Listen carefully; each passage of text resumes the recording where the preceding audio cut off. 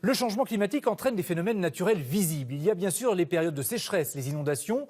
Plus insidieux, mais tout aussi dévastateur, le grignotage du littoral. La mer ronge le sable. Pour éviter que des maisons soient inondées, il faut entreprendre des travaux coûteux, comme nous le montre ce reportage de Bernard Aparis et Bruno Vignier dans la Manche. Une plage de sable immense. De quoi donner des envies d'évasion, de chevaucher ou de longues marches. Mais derrière ces belles images, un danger guette. La mer rogne la plage, un peu plus à chaque tempête. On avait le double de dunes quasiment il y a un an à 3 à 5 ans. Et maintenant, comme vous pouvez le voir, on s'approche du grillage de la limite du camping et on commence à craindre le pire. Une brèche dans la dune et la mer pourrait rejoindre les eaux du Havre de Vanlay. Une zone submersible à marée haute et menacer les habitations. En tant qu'élu aujourd'hui, ma principale préoccupation, c'est je dirais, le renforcement de mon cordon dunaire pour que ces gens qui sont propriétaires n'aient pas justement à quitter leur propriété un jour. Pour éviter le pire, réensablement, pose de clôture et de pieux hydrauliques. Au total, 150 000 € de travaux pris en charge à 80% par l'État. Plus au nord, Gouville-sur-Mer a sorti le grand jeu en installant, il y a un an, sur des centaines de mètres, un géotube rempli de sable pour protéger la plage.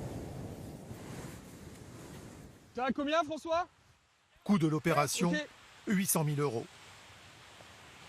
17,50. Bah, ça a reculé, hein. On va reprendre un peu plus loin là-bas maintenant, du coup. Les évolutions du trait de côte sont surveillées. On voit que c'est bénéfique sur la plage reste haute, donc il fait son office, mais par contre le système anti-contournement n'est pas probant.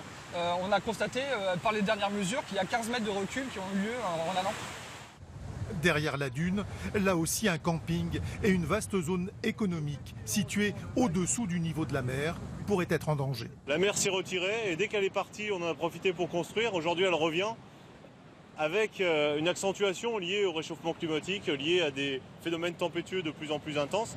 On le mesure très concrètement dans des sites comme celui-ci. Il faut donc tenir, protéger les personnes, les biens, les activités.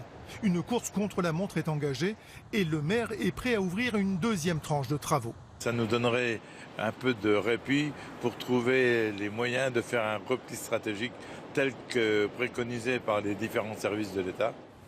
Il faut donc préparer une relocalisation des activités, déplacer les bâtiments, s'éloigner de la côte. Inconcevable pour ces ostréiculteurs, même si le danger est bien présent.